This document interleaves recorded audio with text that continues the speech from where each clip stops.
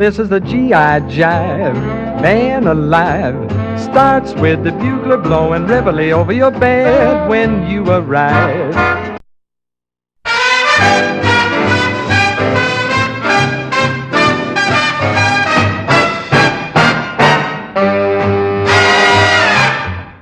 This is the GI Jive, man alive. Starts with the bugler blowing reveille over your bed when you arrive.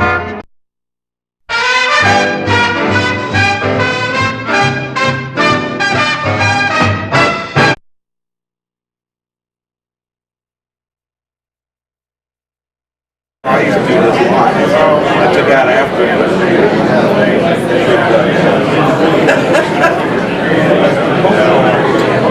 when I was 18, I didn't think running a mile seemed like a big deal. It sure does now.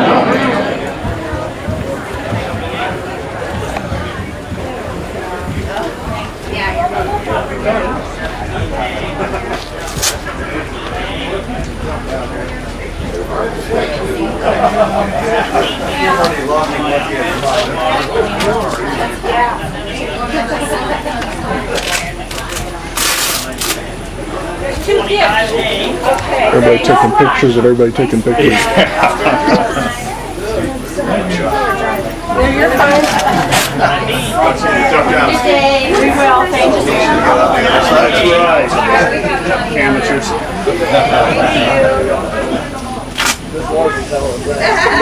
Say no running at all. Run, right? Seeing your patch there on your hat. 25th? Where'd you do? I was in Afghanistan in 2009. Great. We got a few gadgets here. Oh yeah. You need another hand. I know. Hold on your keys. Do you have enough batteries? That's the question. Well, I got batteries in the back here, so we should be okay. We'll see. Once we get on the plane, I'll stop taking pictures. I don't think there'll be as much to do there. Bye now. Bye. Okay, have a good day. Thank you very much. You're welcome. I know you will go see you later. This trip. Later. Good night. Well, that's the hell of a deal. Yeah, I can. Watch your step. Here we go. Watch your step.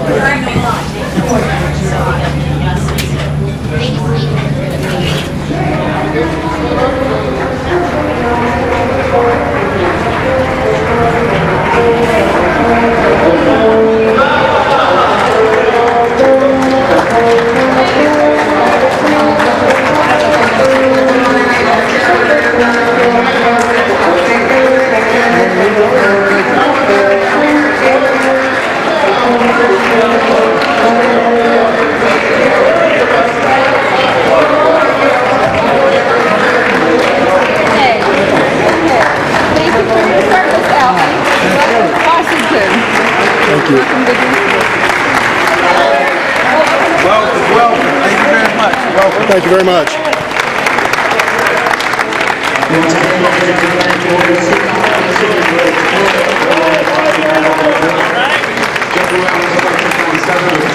Thank you. This morning to his prisoners for trauma with small children, Canadians for trauma assistance going back to January. This is the first support all of the customers trauma with small children, Canadians for trauma assistance going back to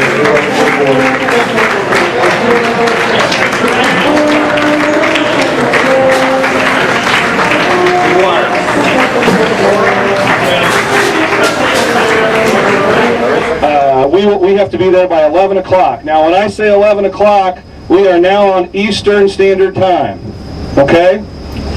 So every time I give you today, we're on Eastern Time until we get back to Illinois. Okay? Everybody got it? Change your clocks. Most of your phones probably already changed. And I'd like to introduce, before we start, the best bus driver in Washington, D.C., Andre. My man, Andre. He violates the rule every time. They're not supposed to actually be tour guides or to give information out. So he just whispers in my ear all the time. But we've been together, what, 12 or 13 times, so we know he's the best. Take care of us, Andre. Over on the left. Right straight. Right there. Easy.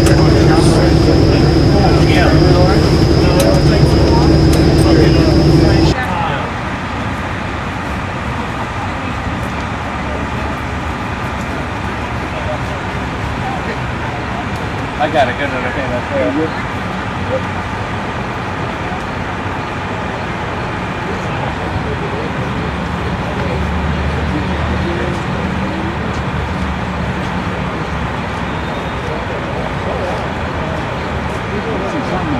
Yeah, see it.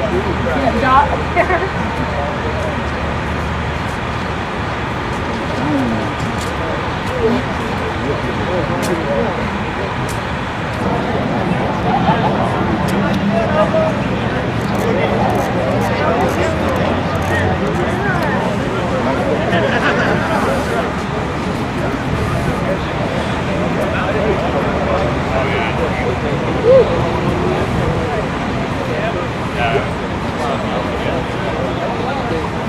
Yeah, they're actually higher than the helicopters that come in.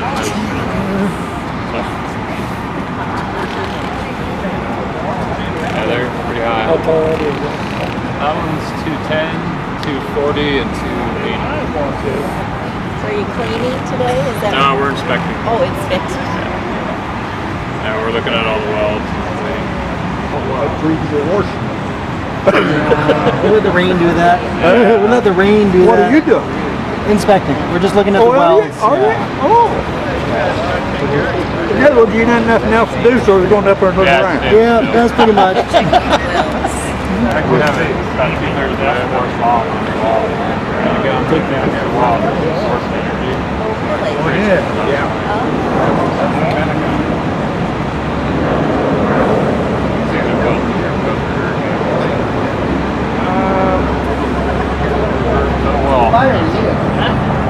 Not until we get back, right?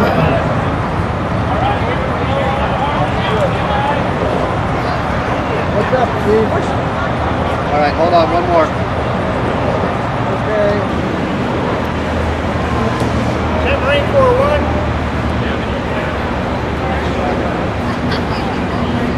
Looks like it could be. It might be Marine Corps 1. El Presidente.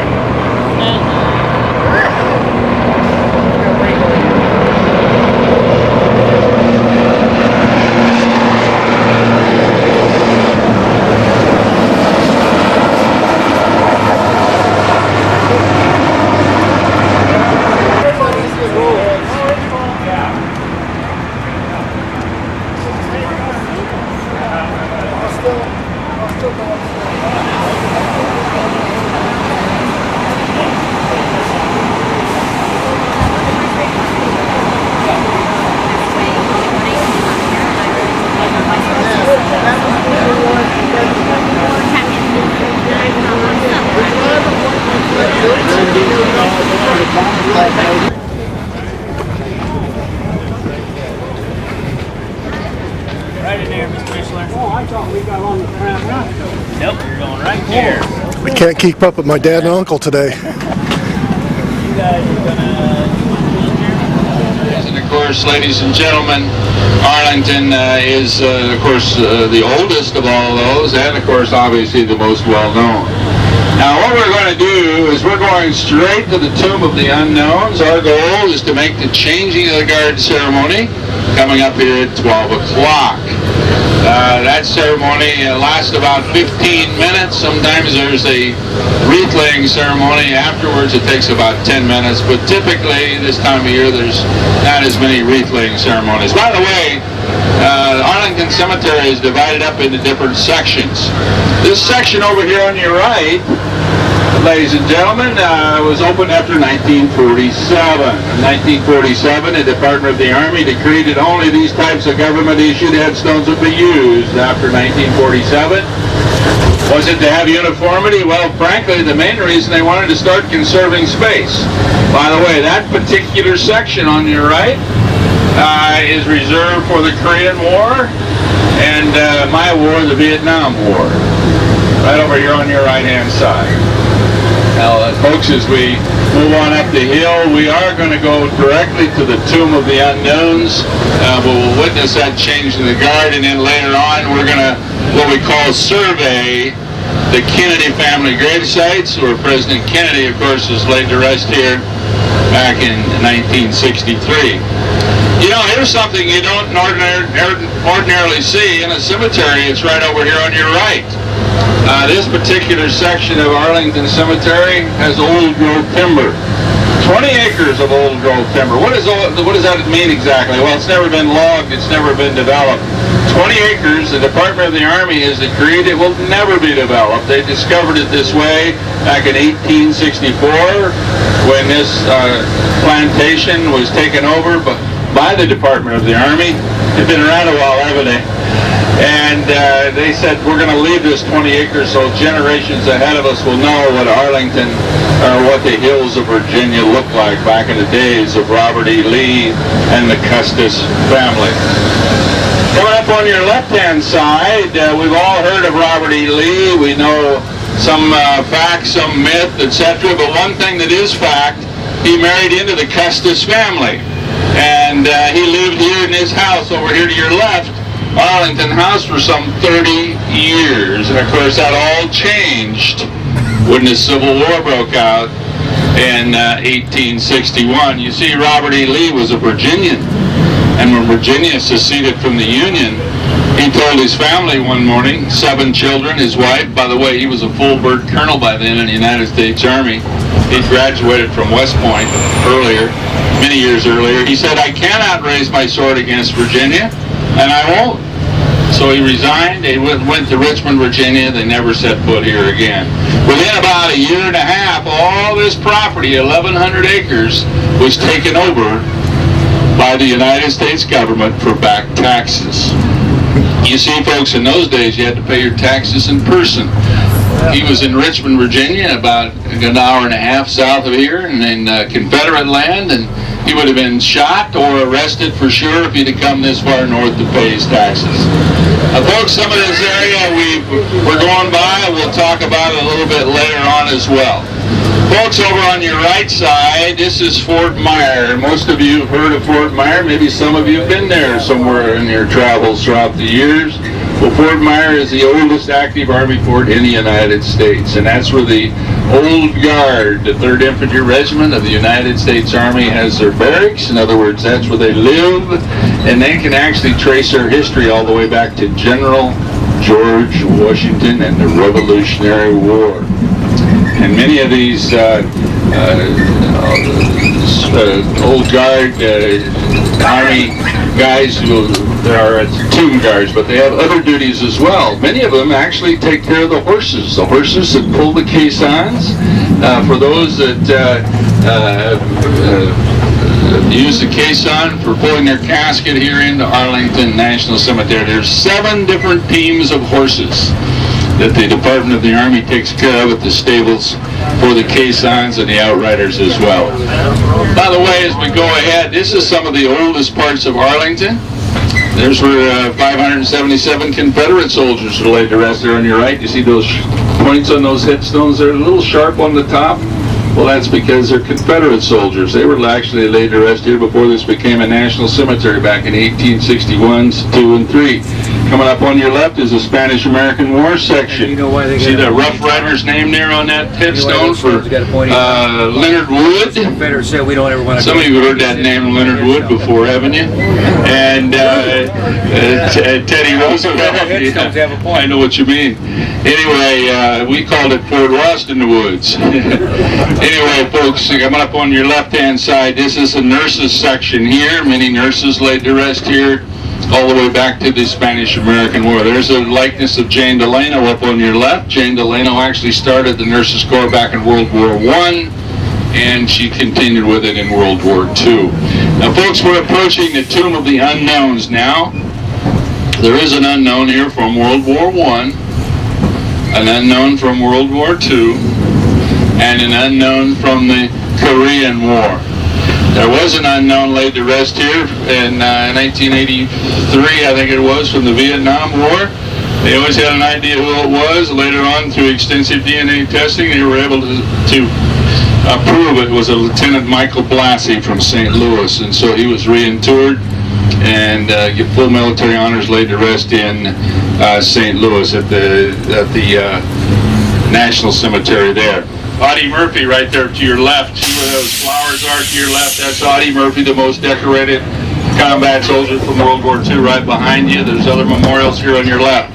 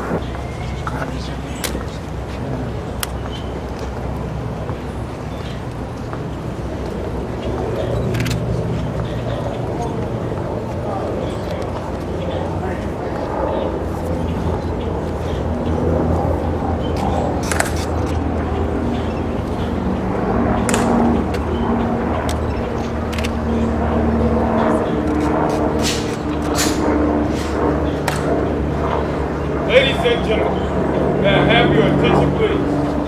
I am Sergeant Skywalker of the 3rd Infantry Regiment, United States Army, commander of the relief, Tomb, the unknown soldier. The ceremony that you're about to witness is the changing of the guard. To keep with the dignity of the ceremony, it is requested that everyone remain silent and standing.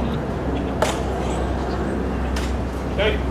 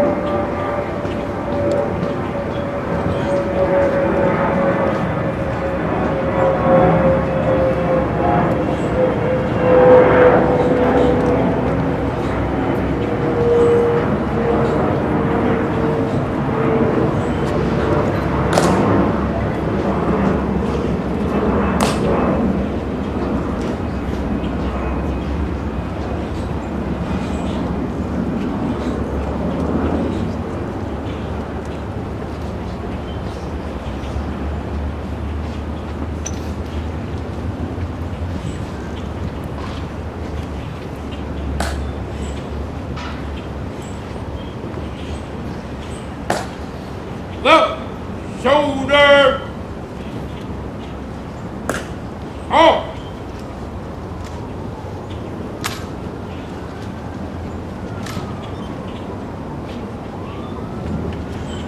Forward. March.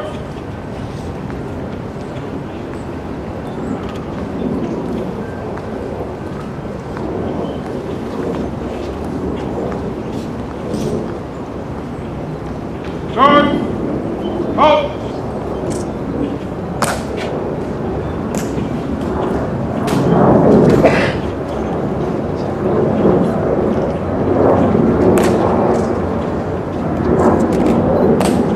Forward. March. Charge. Halt. Forward. Halt.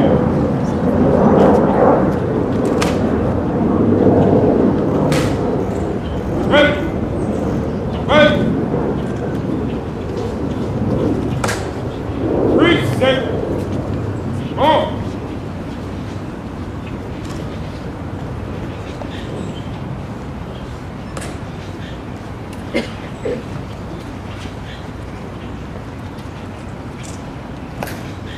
Forward.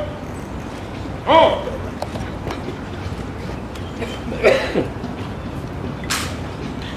Ready. Ready. Back. Order. Order. Oh. And order. Remain as directed. Order. Act now. Ready. Ready. 3 seconds. On.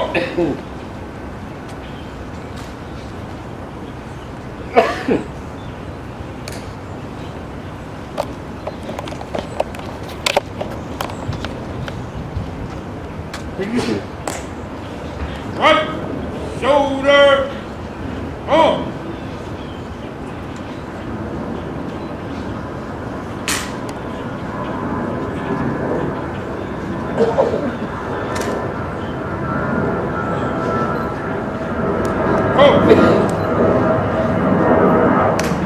Right. Right.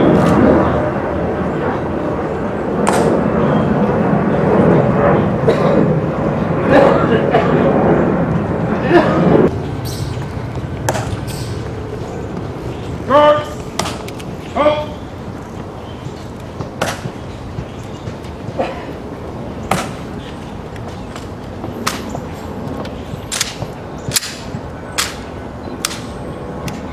Ball out.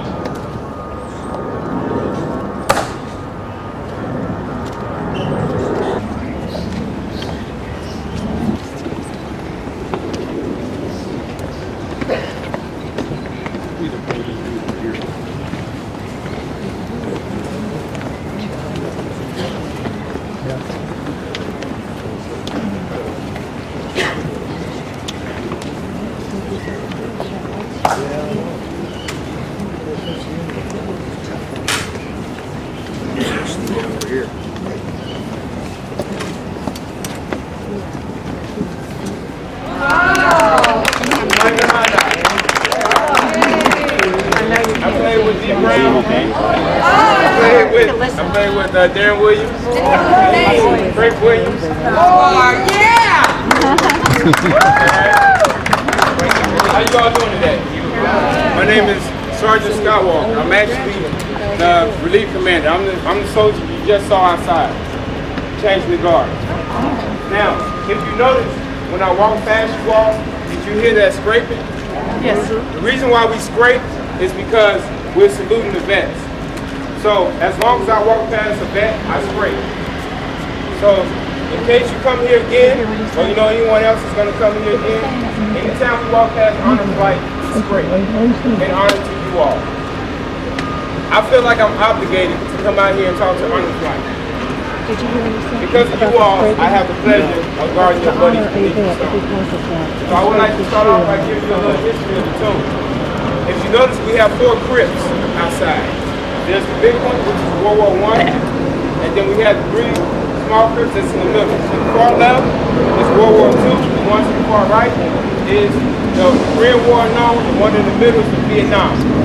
Now, out of the 4 crypts that we have located on the plaza, only 3 of them have bodies in them. The Vietnam unknown no longer rests here at the tomb. 14 May 1998, we extracted DNA from his remains and found out his name is First Lieutenant Michael J. Blassie, the United States Air Force. His body was being shipped to St. Louis, Missouri, where he is now buried at Jefferson Barracks Cemetery. It's always a pleasure to see honor flights. We have a 95% failure rate here at the Tomb of the Unknown Soldier. And the training is very brutal. It's anywhere from 6 to 9 months. We normally get a lot of new men that want to quit. But this is one of my tactics that I do. When honor flight comes to visit, I send my new men outside and I tell them, watch the change of the guard. And I tell them to watch you all. And I'm going to tell you why. When we say it is requested that everyone remain silent and standing, the vets do not have to stand. But to see you all get out of your chairs, to salute your buddies that lies beneath that marble stone is priceless. It's emotional. And I've been downrange. I've been in the military 5.5 years. And I've been here at the tomb since September of last year. And I'm happy to say, ever since September of last year, I'm happy to wear my uniform. I'm very proud to wear my uniform. We often get people shaking our hands saying thank you for what you do. You all really are the heroes. And the reason why I say that is because the time when you all join the military, you join the military 100% to serve your country. You join the military because you were drafted. My generation of soldiers, we have the same similarities, only it's slightly different. Some want to go to school. Some trying to better themselves. But you all did it 100% wholehearted for your country. And not only that, the technology that we have now, you all did not have then. So you all will forever be my heroes. Ever since 1948, 590 badges have been awarded here at the Tomb of the Unknown Soldier. I'm badge number 590. This is an infantry job position. I'm not infantry. About a year ago, they opened the doors to non-infantry. I'm actually a food service specialist in the military. I'm a cook. I'm the 3rd cook and the last cook in history to ever earn a badge. So I am in history and a part of history at the same time. And what really touches my heart to talk to this group, honestly, is I'm from Chicago, Illinois. I graduated from Champaign, Nevada. I played field stuff. And I occasionally go back to Champaign, Nevada to play with Weber and the players. Good for you, Champaign. And we're not allowed to smile, we're not allowed to talk while we're in uniform. But I must say, it is an honor anytime I see honor like this. And I just want you all to know from the bottom of my heart and the bottom of my relief, because we're 3rd relief, we always touch when you all come out here. Now, I have one request when I talk to every honor flight group, because I'm the relief commander, so I'm in charge. No vet is allowed to leave until I shake your hand. It's been a pleasure talking with you all. If you have any questions, feel free to ask.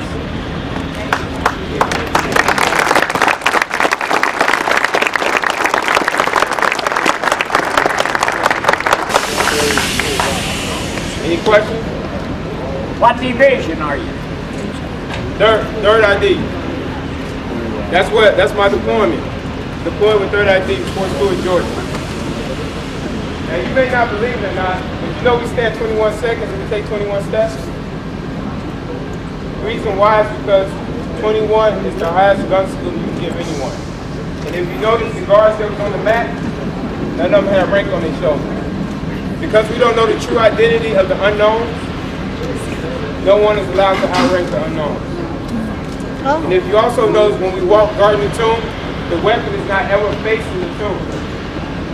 The reason being is because we're not guarding the crowd, we're guarding the tomb. Now, I often get this question, so I'm going to cover my base early. Have we ever had female tomb guards? Yes, we did. We actually had 9 female tomb guards come out.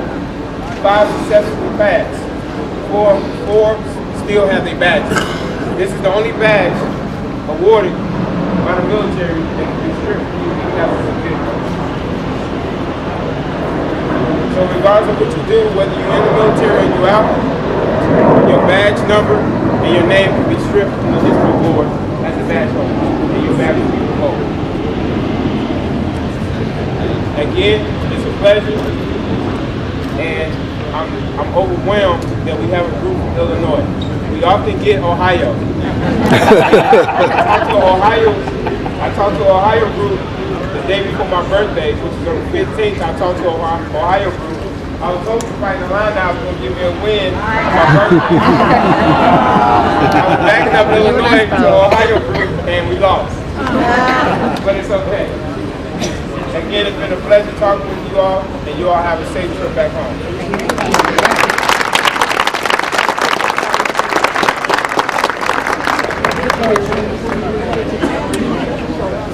I'll make sure I get a picture. You want to sit down? Shake your hand. All right. Sit down. He's gonna shake your hand, Dad. He's gonna shake your hand.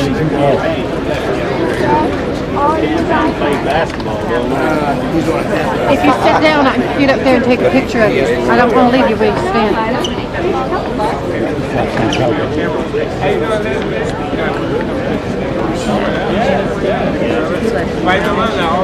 think he's going to get everybody.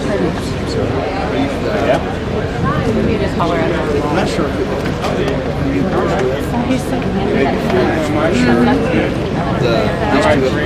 That's how I get to be this age. I probably will be too. All right, John. We have over 360,000. This is another one of our nurses. We actually have waiting lists. This is my daughter. She lives here. Oh, did you just meet him? How do you stay so thin as a cook? Well, I have a high metabolism, and plus I play basketball for the Army too. It's the tune with the reef around. Heads up on it. All right, Ralph. What do you do here in Washington? It's been a pleasure, sir.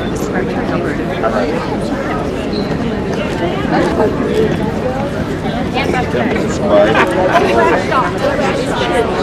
He'll get around the corner. I said my best to put on weight, but I can't.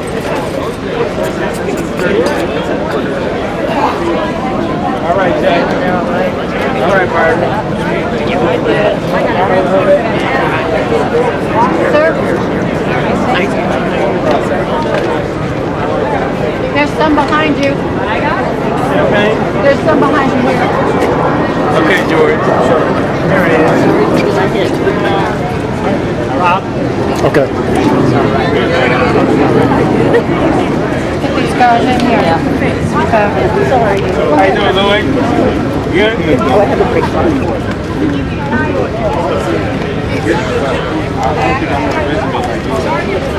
You're my hero. 30 years? I got That's only one service. He wants to shake all the veterans' hands. Up on the top of the hill, the USS Maine Memorial, and of course right here, folks, the Canadian Cross of Sacrifice. That was a gift from the Canadian government to the citizens of the United States right after World War I. It was their way of saying thank you for all the service people that we sent to Canada before World War I started. And we didn't send them, they went up there on their own, as a matter of fact. But they had said thanks for being such good cooperative neighbors in World War II, and the same thing they said after the Korean War. But folks, as we move ahead, I want to remind you, this is kind of a nice little valley we're going through, and it really gives you a contrast of the different sections. See this section off to your right, the small section with all the government headstones together? That section was opened after 1947. We know that because that's the only kind of stone there is here. We're going to see some huge headstones, some old headstones, some tall headstones. We're clear back to the 1860s. We're also going to look over here to the left. You see these smaller headstones? This is a very important section, ladies and gentlemen, off to your left. These are called cenotaphs. Cenotaph is a Latin word that means empty, in this case, empty grave. What does that mean then? Well, these are memorials. It says in memory of in every one of these headstones. These headstones are for individuals, could go back as far as World War II and any of the ensuing wars for individuals killed in combat and their bodies were not able to be retrieved. And of course, these cenotaph sections were requested by family members in writing for their loved ones. There's about 16 sections like this in Arlington. There's sections like this in other national cemeteries for others in different parts of the country. Now folks, as we move ahead, I want to remind you what we're doing now is we're going to be cruising by several things I'll be pointing out off to your right here.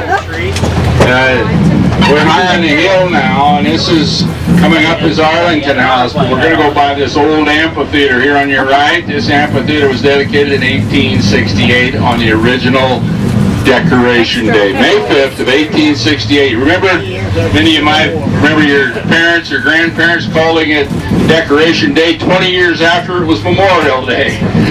I can kind of remember that. Off to your right, this is Mrs. Lee's Rose Garden.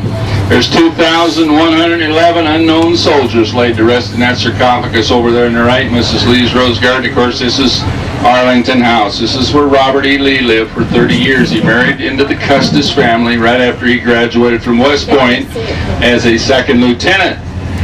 And he lived there for 30 years, but then guess what? The Civil War broke out and he was a Virginian. And he said to his family one morning, I cannot and I will not raise my sword against my native Virginians. And he says, I'm going to resign my commission. He did. He was a full bird colonel at that time. Took his family, went to Richmond, Virginia. They never set foot here again. The rest is history. This property was all taken over for back taxes. It was subdivided, as they call it. First 200 acres went to Arlington Cemetery. It's now 628 acres here in Arlington Cemetery. This section on your left, we talked a little bit about that, I think, going up the hill, old growth timber. And I think it's beautiful when the sun is shining on this 20 acres. On the other side of this 20 acres is Private William Crispin, the first official burial here, April 15 of 1864. He was from Pennsylvania. And of course now there's over 320,000 laid to rest here in Arlington. That includes the columbarium where there's cremated remains right at 50,000 laid to rest there. Again, we're going to take a turn to the right. Coming up ahead of us is the Kennedy family grave sites, and of course we're going to just cruise by there. Have an opportunity to pay our respects. Of course, President Kennedy, like so many of you, World War II veteran. He was from Massachusetts. He served in the Pacific Theater. He was in the Navy. Remember, you all probably realize he commanded a PT boat. He was wounded. He got the Purple Heart, came back, ran for Congress, then the Senate, then the presidency in 1960, sworn in 1961. Served just a little over 1,000 days because he was assassinated that fateful day, November 22, 1963. He was laid to rest here in Arlington National Cemetery November 25th, 1963. His family knew he had a warm spot in his heart for those laid to rest here in Arlington. This is called this is actually called Justice Hill here on your right. Many justices that served in the military as young men are laid to rest here. Rehnquist, Thurgood Marshall right there, that's his final resting place. Just the second from the left there, the darker headstone. Thurgood Marshall, the first African American to be appointed to the Supreme Court. Oliver Wendell Holmes way in the back, and others as well. Now, President Kennedy, of course, was laid to rest here November 25th, 1963. And of course, that's when Jackie Bovia Kennedy, his widow, lit the eternal flame right up here on your right. We won't be able to see the gravesite per se and or the eternal flame, but let me assure you, it's there. I personally was here when I was 20 years old. I won't tell you exactly what year that was, but it was about just 2 years after the president was laid to rest here. I was stationed at Fort Belvoir for a short time, and I remember coming up here as a young pup, and there was no asphalt, there was no stone, it was just a big open field. I don't know if any of you folks were here as a young folk somewhere along the way. In the beginning, there was just a big open field and a white picket fence around the grave site, but the eternal flame was there, because that was lit the day that he was interred by Jackie Bouvier Kennedy. It's right behind us. And of course, he was laid to rest here. Then 2 of his infant children were brought down that passed before the president. They were laid to rest in the Brookline, Massachusetts cemetery up by Brooklyn. And they were laid to rest here about a year and a half after he was. A little girl prematurely passed their first child. They lost in a little boy named Patrick, who passed away in 1963, about 8 months before the president was assassinated, laid to rest there. Then Robert Kennedy is over here to the left. Just where those people are, you might be able to see a single white wooden cross. Robert Kennedy, the president's brother, was laid to rest here in 1968. See that white wooden cross to the right? And you see this one straight over here? This is for Senator Ted Kennedy, laid to rest here about 2.5 years ago.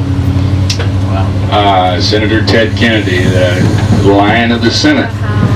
And of course, all very close, those 3 brothers. As we work our way up the hill, again, there's Arlington House. We're just going to see it from a different view. This is a side that looks over the hill and over toward Washington, D.C. And then, of course, this is one of the oldest sections of the cemetery, folks. And these huge headstones, many of them for officers that from the Civil War era or later, purchased by family members. But here's another view off to your left of some of the huge headstones. In these old sections, family members could buy the larger headstones, just like any community cemetery. But in between, you see the smaller headstones? Those are the government-issued military headstones. Those government-issued military headstones aren't as small as you think. They weigh approximately 200 pounds. So they're not exactly tiny. But as you can see, this is pretty hilly up in through here. And of course, again, some of these headstones go back into the early 1900s.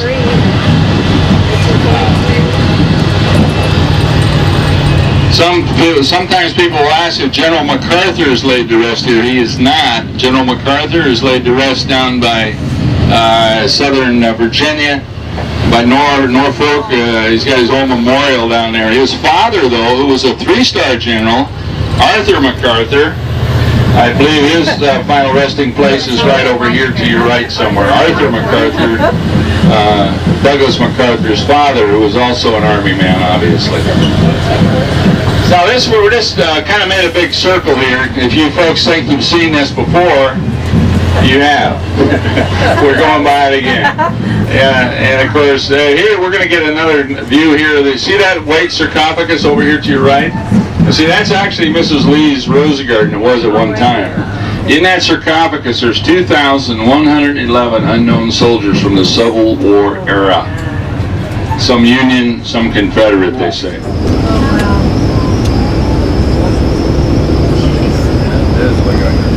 Yeah.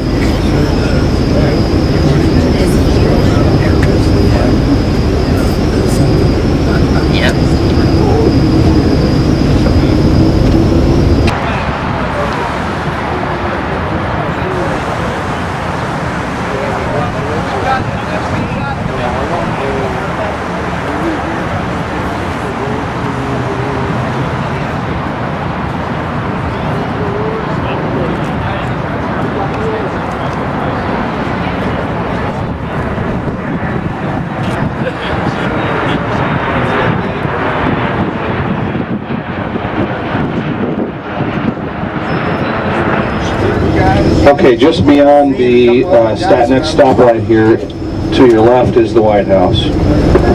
After we explain everything, they let us go. Man, I'm gonna tell you what scares me. I know, you're right.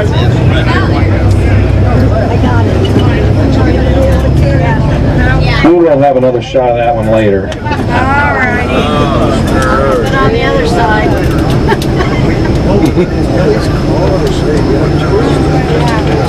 Yeah, probably, yeah. Wedding or something. Sometimes you wonder if they ever moved, a lot of it. As you can see, the Washington Monument is still roped off limits after the earthquake of a couple months ago. Right. Taking pieces out of it. I don't see him working on it. That's two people over the top.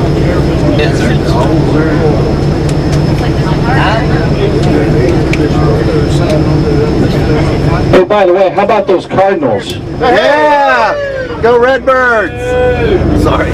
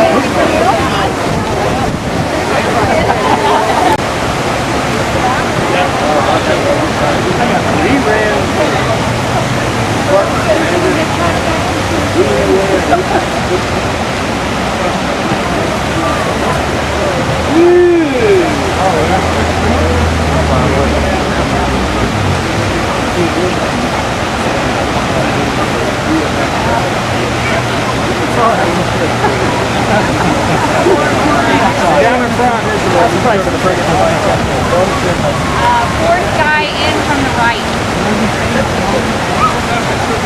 Back row. The left. His right.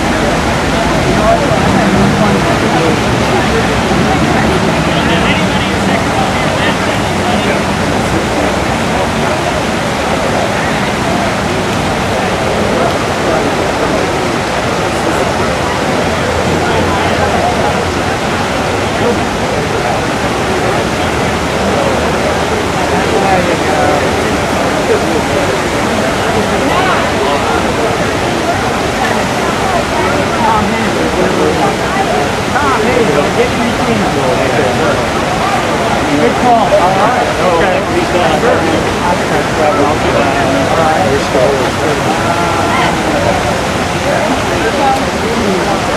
I think you've got them. All right, look here, veterans! Right here, 1, 2, 3! Woo! All right, now give me a wave! Yeah! All right! Yeah!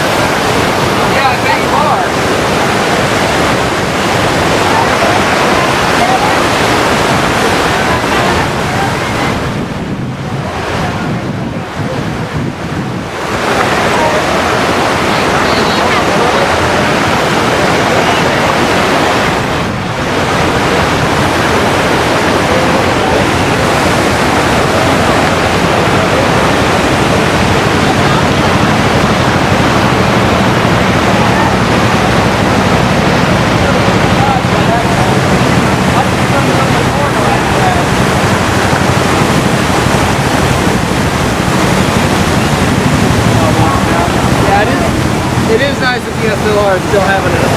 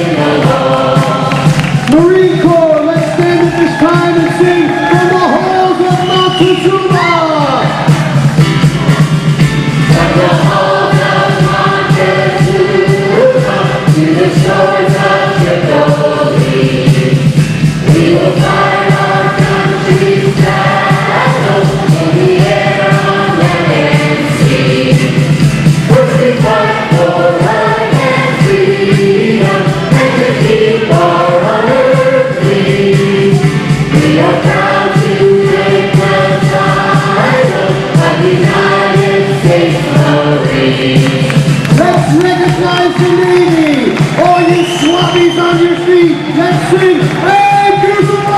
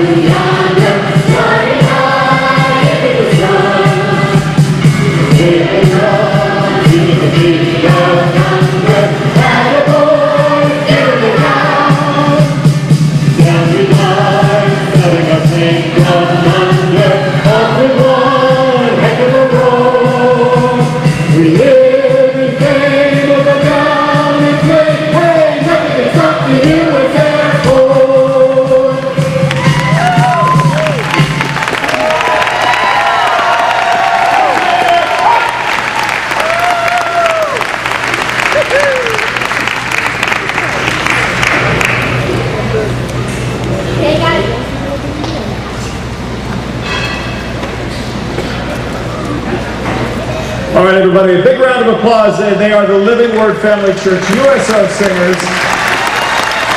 Thanks to them for a wonderful show here tonight. Now, we know it's been a long day for our honor flight, folks, and before we leave tonight, we would just like to hear this honor flight to Champaign, Urbana. He's the director of the Central Illinois Honor Flight, president of that organization, made this entire thing happen here tonight and all across East Central Illinois.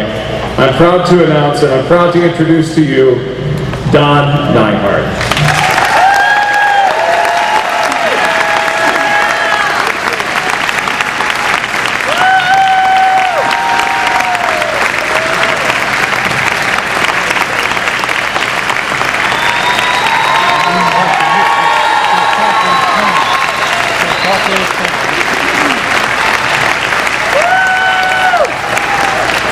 I want to give you the best 5 words you've heard all night. This is going to be quick. So, I'm ready for bed. How about you guys? This is great. We love you all. Thank you so much for coming. We got to go out of Champaign Airport today. I know we're here late, but if it wasn't for this, if it weren't for this Illini radio group and all the sponsors, this has been unbelievable. If it wasn't for you guys, we'd still be on a bus, probably in about Vandalia right now, heading back to Effingham before these guys then got in their cars and drove back to Champaign. So thank you guys so much. Thank you for everything.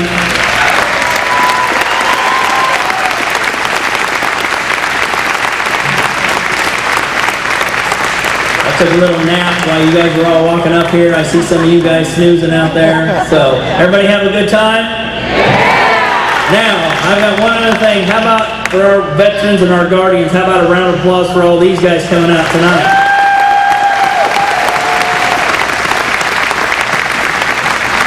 So once again, thank you. I don't know if the radio station has announced it yet, but we're going to be back here in April or May to have another one.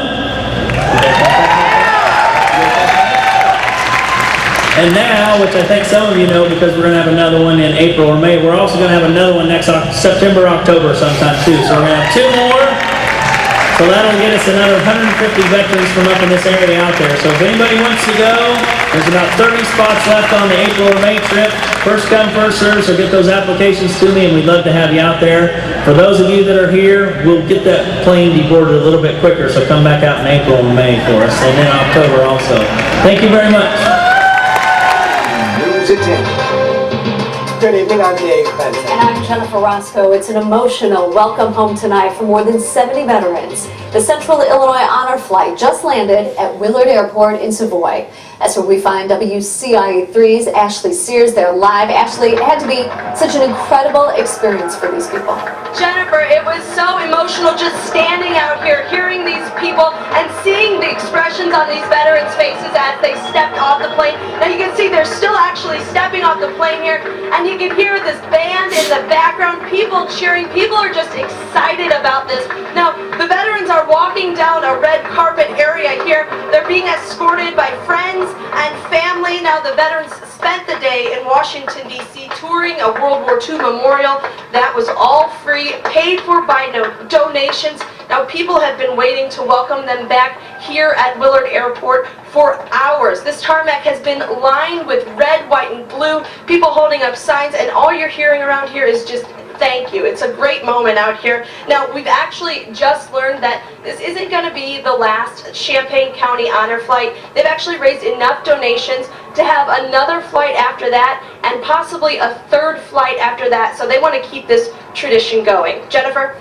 It's so excellent. And Ashley, these people out there, they're not family members, or not just family members or friends. Probably some of those people out there don't know the people on this flight.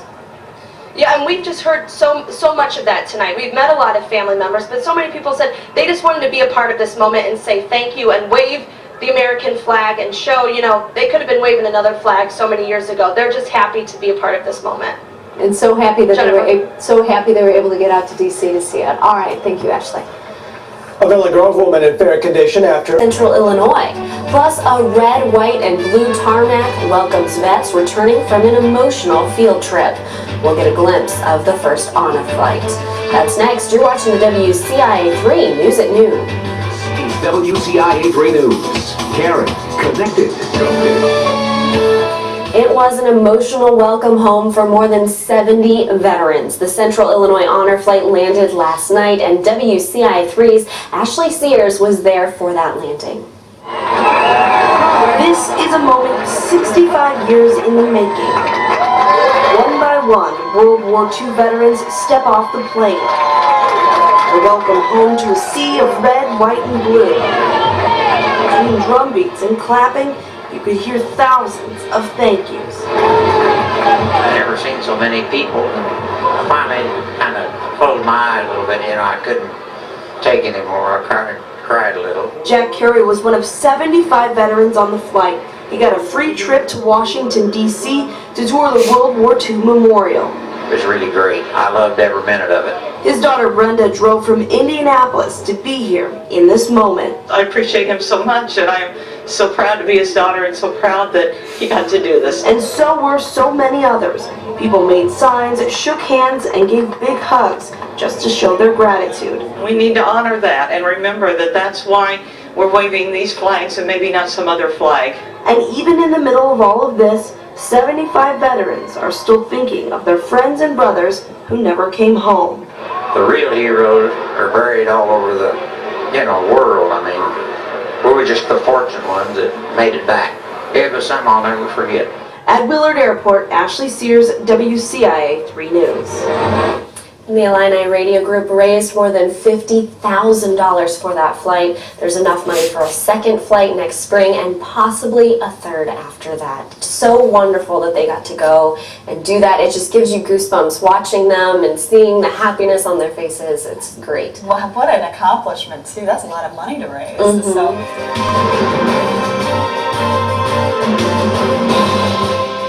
Well, good evening. I'm Rick Schutt. 75 local World War II veterans spent most of the day in Washington, D.C. The Central Illinois Honor Flight sent the heroes to see the World War II Memorial and other sites at no cost to the veterans. ABC News Channel 15's James Fillmore joins us live at Willard Airport in Savoy with more. James.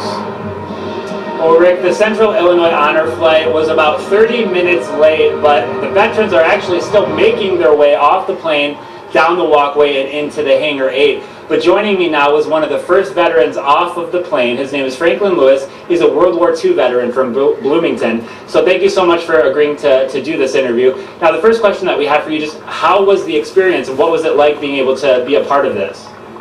Well, I would say it was, I suppose, awe-inspiring. I didn't expect as much as they did. They just, the fellows that run it, they just never end. There are probably 6 or 8 of those fellas. They were up at midnight, they went all day long, kept us busy, but they took care of us, and that was the main thing, just to keep us occupied all day long. And what was going through your mind? What were you feeling when you saw the World War II Memorial for the first time? Well, of course, that was the biggest surprise today, how I have never seen it before, and just how massive it is. But you look at it, you see all the stars, and you think, oh, they're beautiful. But each one of those represents some fellows that didn't come home and aren't here with us. And that's what we should be honoring. Of course, they took care of us today, but we must think of the fellow that didn't make it. And there's hundreds of people here out showing their support, welcoming you all home. Well, how does that feel? Oh, great. I didn't expect anything like this. Local people and little kids out there, they're all smiling, and they just look at you. You can tell they mean the reason they're out here. Of course, my wife and my sister showed up in the crowd, which was a surprise. It was great to see them. Well, we're glad that you had a great time, and thank you again for joining us. We're going to have much more on Sunrise this morning with more interviews with veterans and just reaction. But for now, we're live in Savoy. James Fillmore, ABC News Channel 15. Great to see that out there. And as James said, be sure to tune in to ABC News Channel 15 in the coming weeks. We'll have in-depth coverage on more honor flights coming out of Central. Hundreds of people welcome home a very special group of veterans. The Central Illinois Honor Flight sent the war heroes to see the World War II Memorial and other sites at no cost to the veterans. 75 area World War II veterans spent most of Tuesday in Washington, D.C. Vets from Champaign, Douglas, and Vermilion counties were on the honor flight. It got back into Willard Airport around 9:30 in the evening, and the veterans arrived to a hero's welcome. 2 veterans who participated say it was a monumental experience.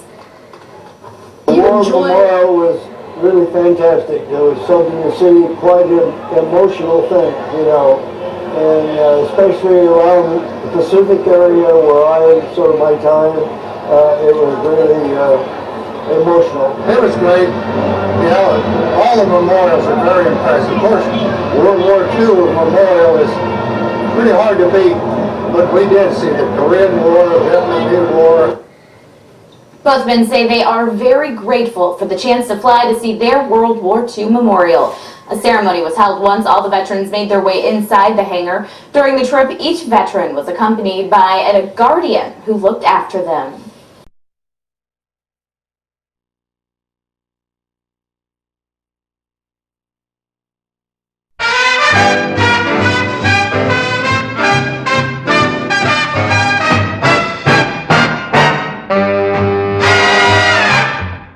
This is the GI Jive, man alive. Starts with the bugler blowing reveille over your bed when you arrive.